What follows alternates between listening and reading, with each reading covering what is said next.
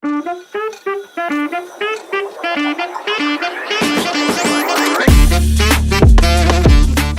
dia, boa tarde, boa noite para você que está chegando aqui no canal Em Cima do Muro, e hoje vamos comentar a vitória tanto do Palmeiras como a vitória do São Paulo. Dois times paulistas que já esperava que conseguisse passar pelas adversidades e realmente conseguiram. Um Palmeiras bem tranquilo para cima do Capivariano, já um São Paulo um pouco mais complicado para cima do Bragantino. Jogo esse cheio de polêmicas, declarações infelizes por parte de certo jogador após jogo, mas isso a gente ainda vai desmiuçar um pouco mais sobre isso no decorrer do vídeo. Mas obviamente que toda essa situação, acho que, eu não diria que mancha o futebol, mas deixa o futebol um pouco menos interessante, pouco menos atrativo.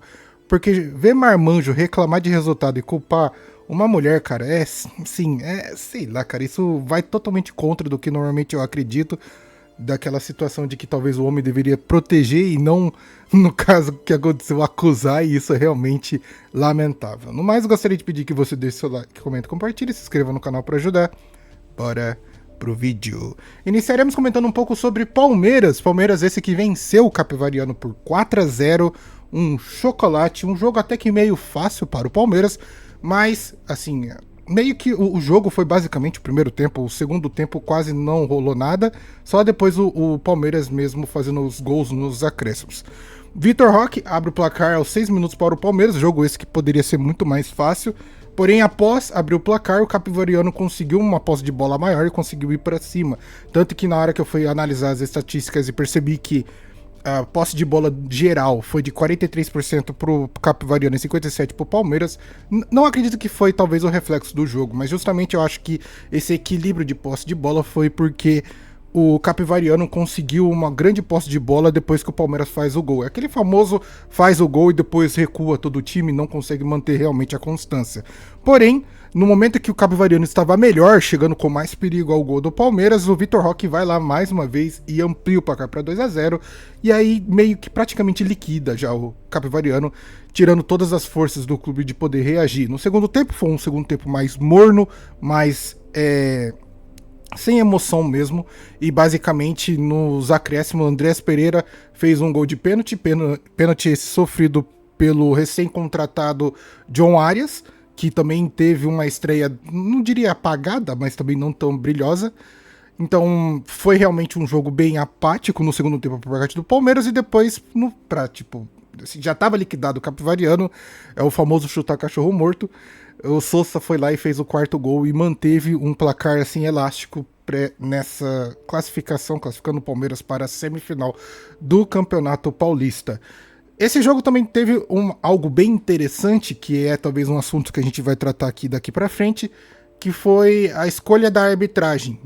Primeiro o jogo do São Paulo foi a Daiane Muniz, se eu não me engano, esse que é o nome da árbitra, e para Palmeiras e Capivariano, a árbitra escolhida foi a Edna. Edna essa que não apitou nenhum jogo do Campeonato Paulista, de repente apareceu na quartas de final do Campeonato Paulista. Eu não faço a mínima ideia porque aconteceu. Todo mundo sabe que a Edna é muito ruim como árbitra, porém, nesse jogo, talvez pelo fato do jogo ter sido tranquilo, ela mandou muito bem, não puxou o protagonismo para si, que é o que realmente irrita. Toda vez que ela vai apitar, ela tenta ser protagonista, que não há a menor necessidade, mas tenho que também falar a verdade, que nesse jogo a Edna pouco influenciou no resultado, e realmente foi, sim, uma arbitragem tranquila. Já no jogo de São Paulo e Bragantino, a Daiane Muniz infelizmente acabou sendo a protagonista, árbitra essa que, na minha opinião, é a melhor árbitra atualmente do Brasil, no caso, porque tanto no Brasileirão como no Campeonato Paulista, não sei se ela teve alguma atuação ainda no Campeonato Brasileiro, mas no Paulistão eu sei que ela teve 2 atuações, tirando essa das quartas de final, e todos os momentos que foram exigidos por parte dela, ela foi muito bem, uma árbitra muito tranquila, muito precisa nas decisões, e até os momentos em que o próprio VAR, na primeira arbitragem que ela foi fazer o primeiro jogo dela do Paulistão, o VAR chamou ela para tomar uma atitude errada, e ela teve a convicção de negar a convicção do VAR e manter a sua própria decisão, que era a decisão correta. Então, desde o início, ela já tem sido uma árbitra muito bem concisa. Eu até ia fazer um vídeo de hoje, não falando tanto sobre ela, mas já ia comentar que esperava mais ver atuações dela como árbitra, porque justamente todas as vezes que foi exigida, ela conseguiu corresponder da melhor maneira possível. Só que calhou em toda essa situação, principalmente nesse jogo de São Paulo e Bragantino, em que o São Paulo estava ganhando de 2-0 com uma certa tranquilidade por cima do Bragantino.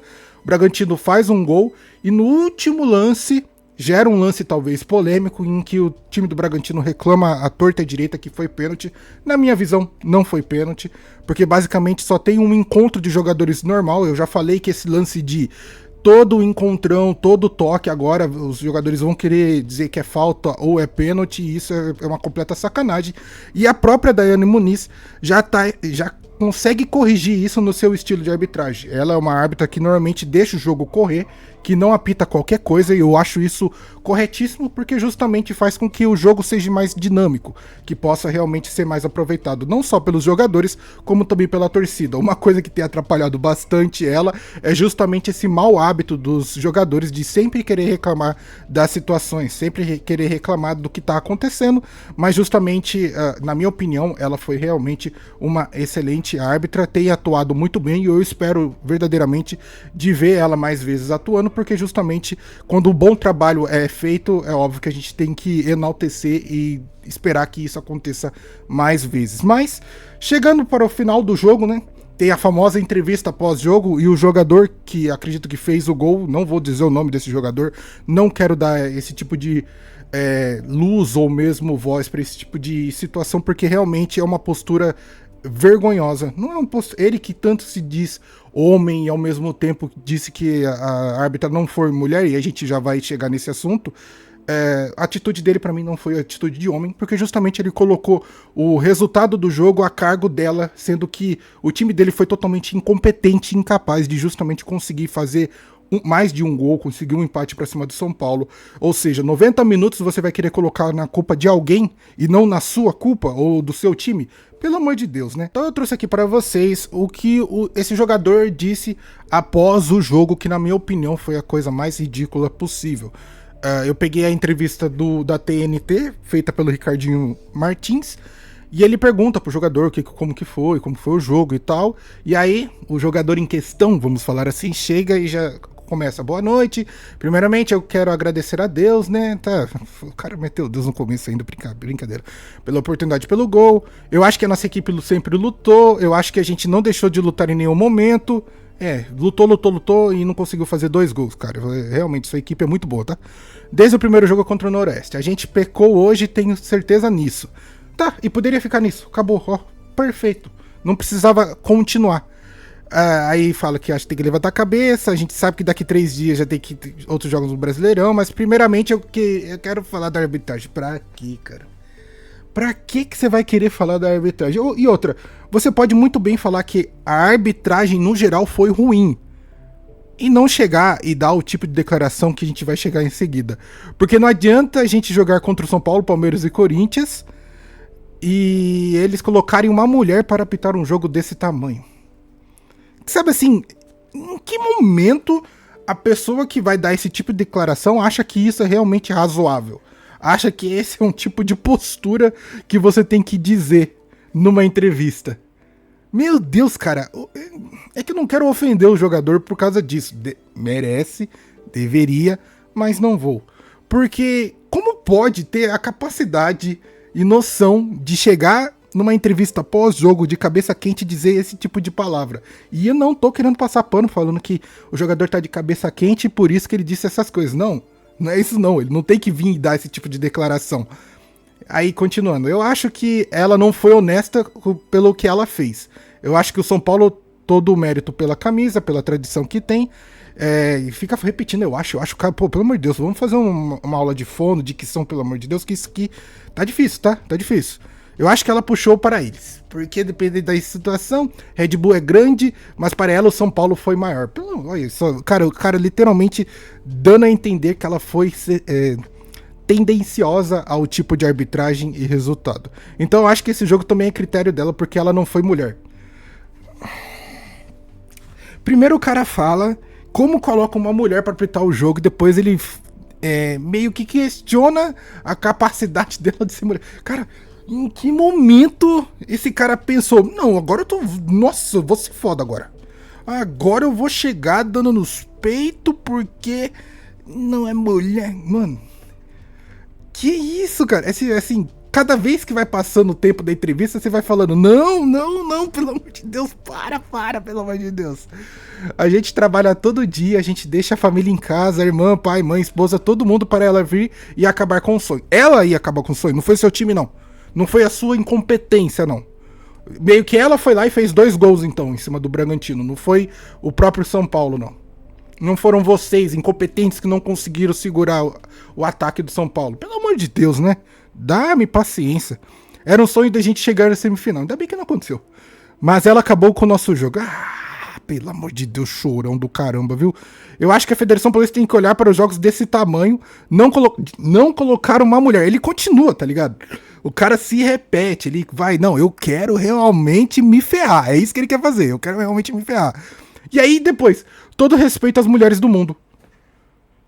Você acabou de dar 3 declarações totalmente infames sobre a pessoa, sobre a árbitra ser mulher. E aí, do nada, você, não. Mas todo respeito às mulheres. Eu só vou acabar com a raça dessa daqui, mas todo respeito às mulheres. Eu sou casado, tenho a minha mãe. Legal, pô, parabéns pra você, irmão. Então, desculpa, eu estou falando alguma coisa para as mulheres, mas ela, do tamanho dela, eu acho que ela não tem a capacidade de apitar um jogo desse. Eu vou falar pra você, viu? O jogador às vezes perde a oportunidade de ficar quieto. Eu não vou, acho que nem vou continuar, que ele fala, eu tenho, tá, eu não vou nem continuar isso aqui, porque realmente já me deu, assim, desgosto de ver tudo isso de declaração, todo esse tipo de choro. Isso aqui pra mim é choro. Isso aqui pra mim, não só choro, porque o jogador teve falas aqui que, na meu ver, foram até criminosas. Mas é aquela, né? Depois de meia hora, o jogador foi pro vestiário, que recebeu aquela orientaçãozinha, o clube falando, você tá maluco, por que você fez isso? Foi pra zona mista, disse que foi pedir desculpa pessoalmente pra árbitra e que teve falas infames. Só que no pedido de desculpa, o cara não consegue esconder o fato de... Eu não vou nem colocar o pedido de desculpa aqui, sabe? Porque não merece. É clara e tipo assim, não foi nem um pouco espontânea esse tipo de pedido de desculpa. Porque o jogador basicamente estava tentando limpar sua própria barra. No momento que na pedido de desculpa, se vocês forem atrás, vocês vão ver que ele disse que espera que isso não acabe com a sua carreira. Ou seja, ele não se arrependeu do que ele disse.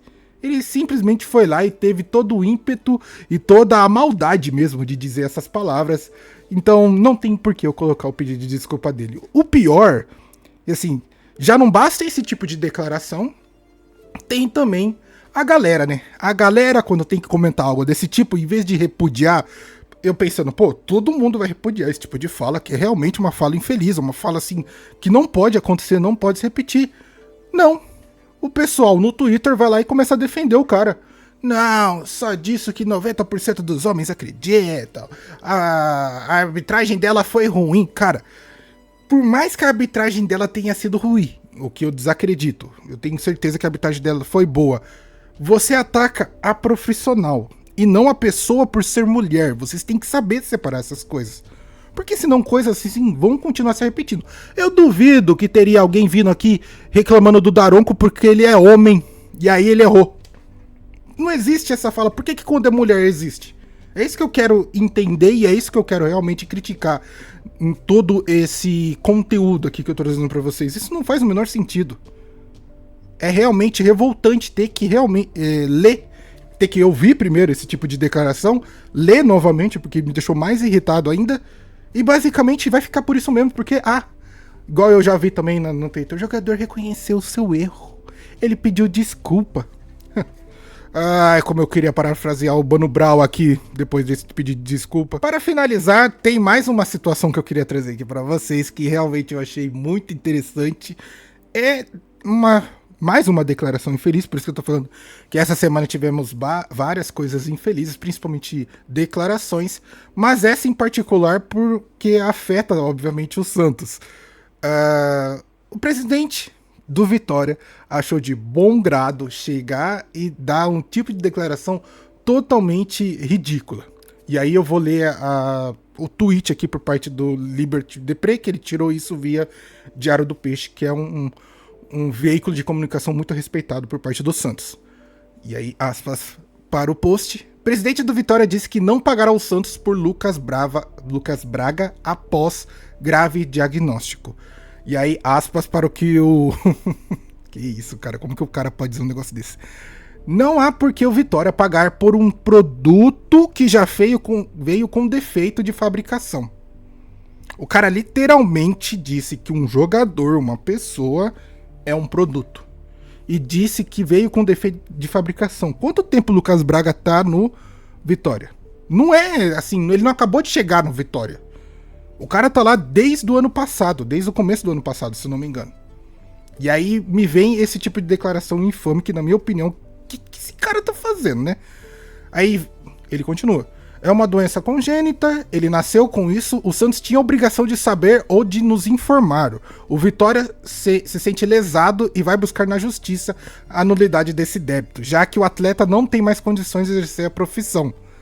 Basicamente, o cara contratou o jogador, não terminou de pagar e disse que não vai pagar. Pô, na minha opinião, o Santos deveria ir muito processar esse presidente junto com ele o Vitória e jogar logo o Vitória pra FIFA, porque assim pelo menos esse time deixa de existir. Porque esse tipo de situação e declaração é a coisa mais ridícula que eu já vi na minha vida. O jogador atuou por uma temporada inteira pelo seu clube e você quer simplesmente dizer que não vai pagar? Como que o Santos iria descobrir ou saber sobre essa situação? E mais, quando o jogador chegou no Vitória, não foi feito nenhum tipo de exame. Vocês não fizeram o procedimento de exame para descobrir todos os tipos de contusões ou possíveis doenças que o jogador tenha? Tenha a meu favor. Nossa senhora, é assim, é de um... Sei lá, o povo tá ficando maluco, eu acho, em 2026. Só pode. E ele continua. A gente acabou de receber o relatório aqui, disse que ele não pode mais jogar futebol, não pode fazer nada com a doença congênita que ele tem. Em resumo, ele não pode mais fazer nada. O laudo é conclusivo quanto à impossibilidade de o jogador continuar atuando profissionalmente. Ele realmente não tem vínculo com o Vitória, ou seja, já descartou o jogador. Sim, foda-se o jogador. Não tem vínculo com ninguém.